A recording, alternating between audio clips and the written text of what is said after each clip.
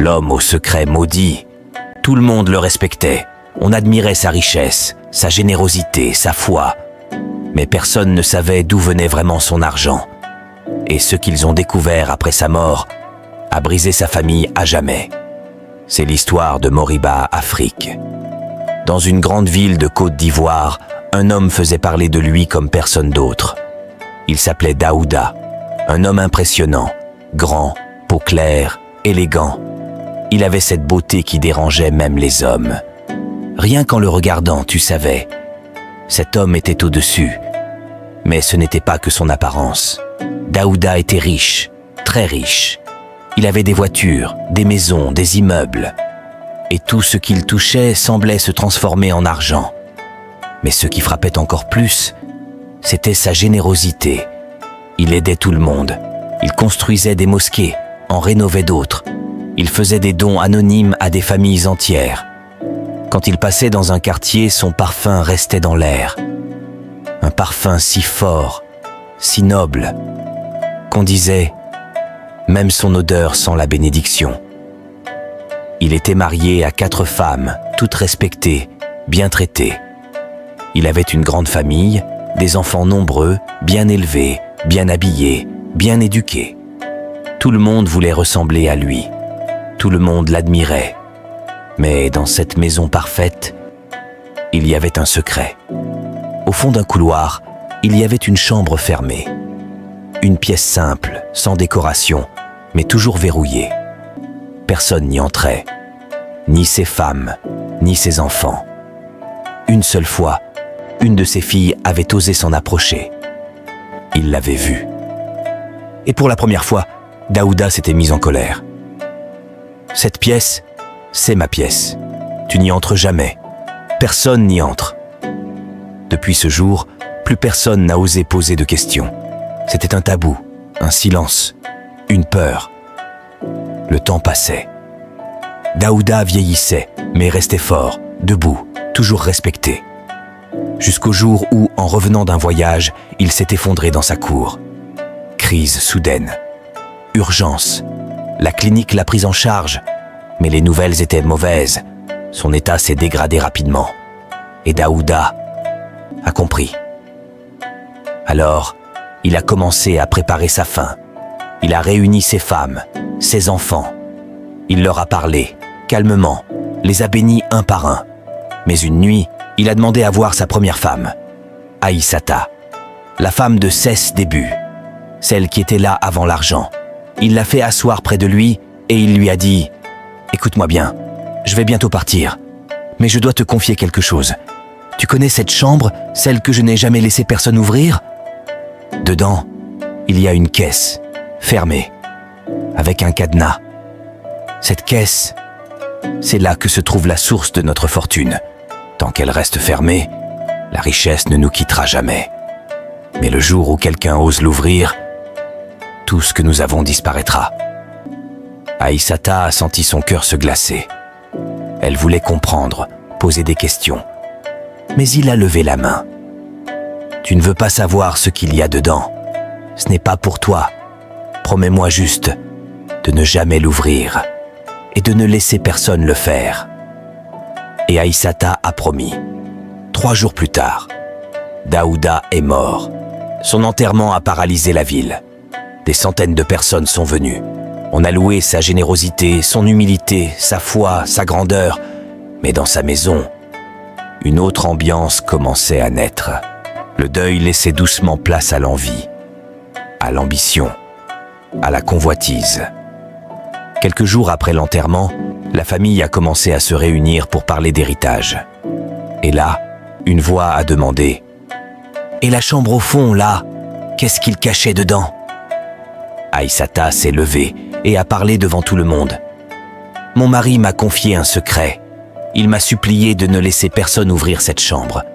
Il a dit que notre fortune dépendait de cette caisse. » Mais les réactions ont fusé. « Tu veux garder l'argent pour toi seul ? Tu nous prends pour des ignorants ? Tu veux voler ce qui revient à tout le monde ?»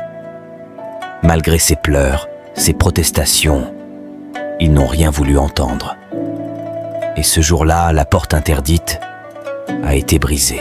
Ce jour-là, dans la maison de Daouda, il n'y avait plus ni respect, ni silence. Les hommes sont entrés les premiers, suivis par les femmes et les enfants. Ils ont traversé la pièce lentement, curieux, excités et inquiets à la fois. Au centre de la chambre, bien posée sur une petite table basse en bois noir, se trouvait une caisse, pas très grande, en fer, verrouillée avec un vieux cadenas, pas un meuble, pas un tapis. Juste cette caisse au milieu de la pièce, aucune décoration, aucune fenêtre. Et pourtant, l'air était lourd, lourd comme un secret qu'on ne veut pas entendre. Aïssata entra en dernier. Son regard était rouge, son cœur battait fort, elle tremblait, elle leva la voix. « Écoutez-moi, je vous en supplie, mon mari m'a confié cette caisse. Il a juré que notre richesse, notre vie, notre avenir dépendent d'elle. Il a dit, ne l'ouvrez jamais. Si vous le faites, vous le regretterez. » Mais la salle était déjà agitée.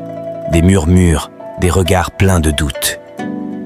Elle veut nous voler l'héritage. Elle cache quelque chose. Elle est complice.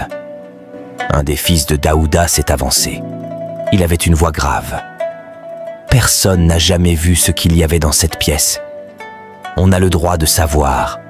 On a le droit de comprendre. Une des épouses, plus jeune, cria « S'il y a de l'or, on partage. S'il y a des secrets, on les affronte. Mais on ne vit pas dans la peur d'une caisse fermée. » Et comme une foule qu'on ne peut plus arrêter, ils ont brisé le cadenas. Le silence s'est fait. Un silence pesant. On aurait pu entendre une mouche voler. L'un des oncles a ouvert la caisse. Tout doucement, lentement, comme s'il s'attendait à y trouver un serpent vivant. Et là, ce qu'ils ont vu à l'intérieur, personne ne pouvait l'imaginer. Il n'y avait ni or, ni argent, ni papier, ni bijoux. Mais un objet, un seul, taillé dans une sorte de bois ancien, noirci par le temps. Une sculpture très précise, très dérangeante. Un sexe d'homme et un sexe de femme, en pleine pénétration, entremêlés, figés, reliés par des symboles étranges. Certains ont cru à une blague, d'autres ont détourné les yeux, mais les anciens, eux, ont compris tout de suite. L'un d'eux a crié « Retirez ça d'ici! Éteignez la lumière! Couvrez cette abomination !» Mais c'était trop tard. Les regards s'étaient posés sur l'objet du pacte. Un ancien a murmuré, presque en pleurant. « Ce n'est pas un simple fétiche. C'est un symbole de soumission totale. Une offrande sexuelle au diable. C'est ça, la source de sa richesse. Voilà pourquoi il était si puissant. » Un autre vieux a renchéri. Il se disait musulman. Il construisait des mosquées. Mais dans l'ombre, il adorait autre chose. Quelque chose de plus noir. Aïssata s'effondra au sol.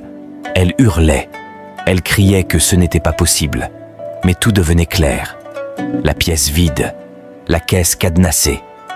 La peur dans les yeux de Daouda avant sa mort. Tout avait un sens. Les enfants étaient figés. Les femmes aussi. La maison, qui résonnait autrefois de richesse et de joie, semblait soudain glacée.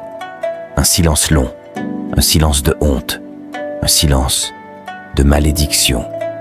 La nouvelle s'est répandue en une seule nuit, comme un feu qu'on ne peut plus éteindre. Tu as entendu?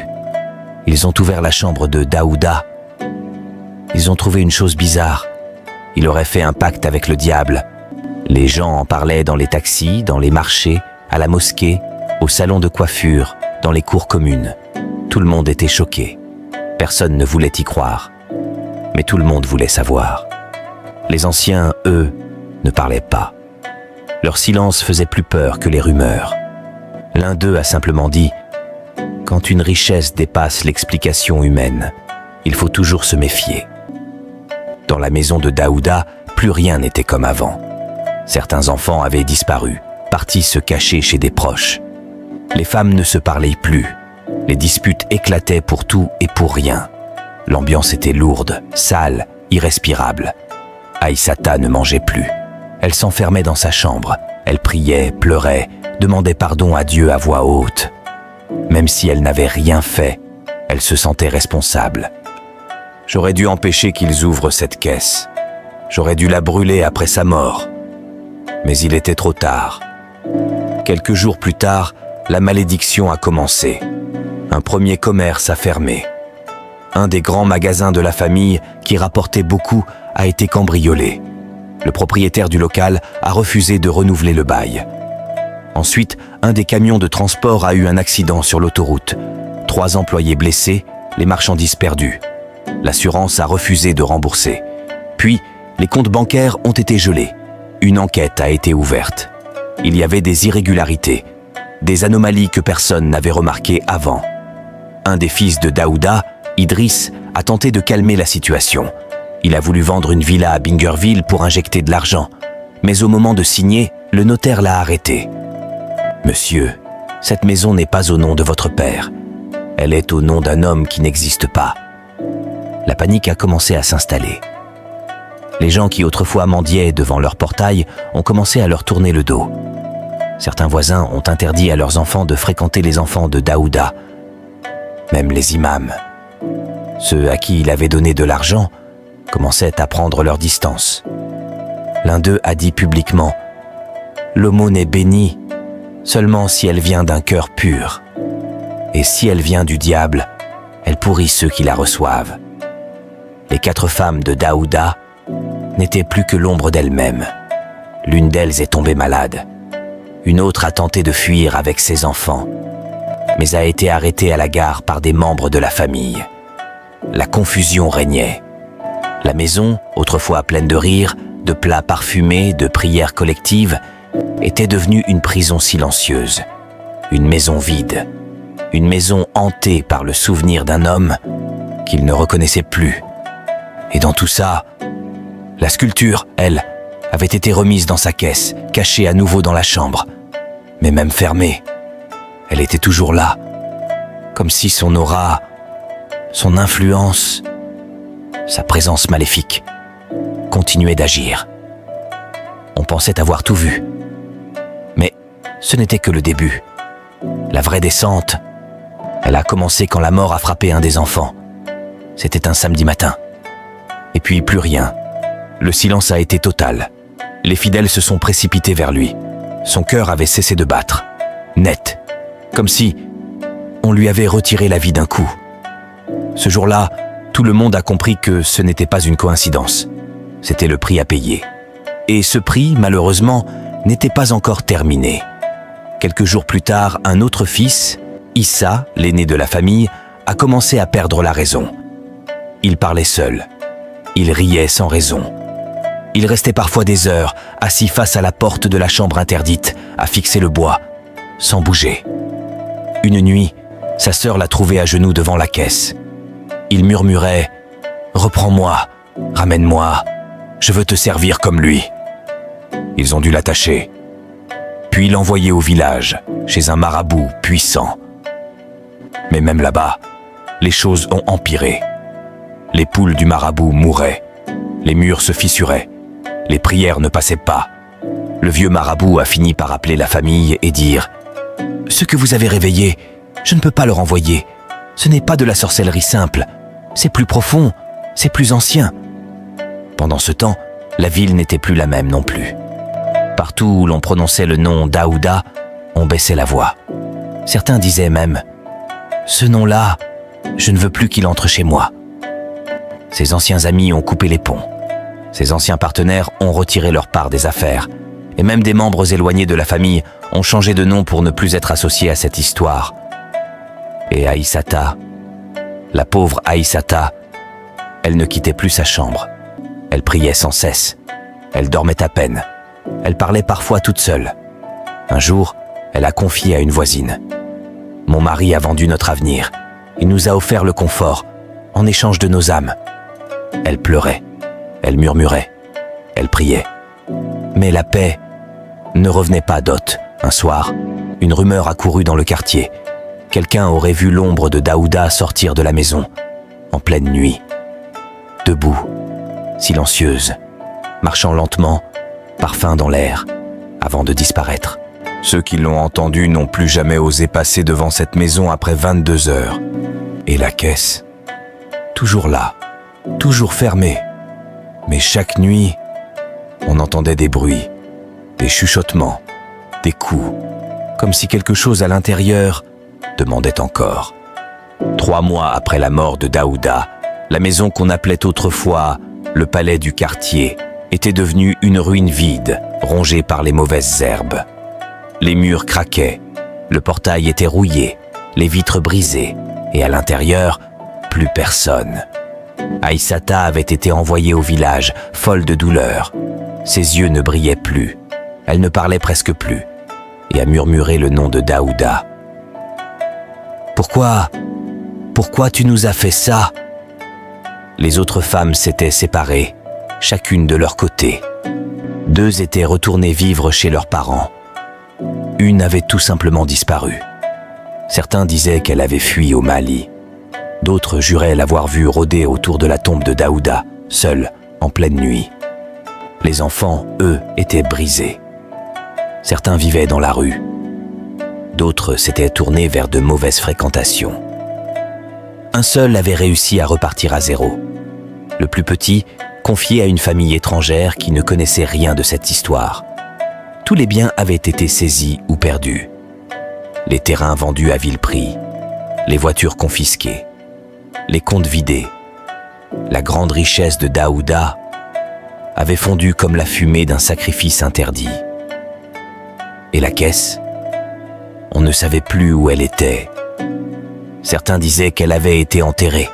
D'autres disaient qu'un oncle l'avait reprise pour faire fortune à son tour. Mais une chose était sûre, personne ne voulait plus en entendre parler. Même les marabouts et les imams disaient « Ce genre de choses doit rester loin de nos terres. » Et les habitants du quartier, eux, n'ont jamais oublié.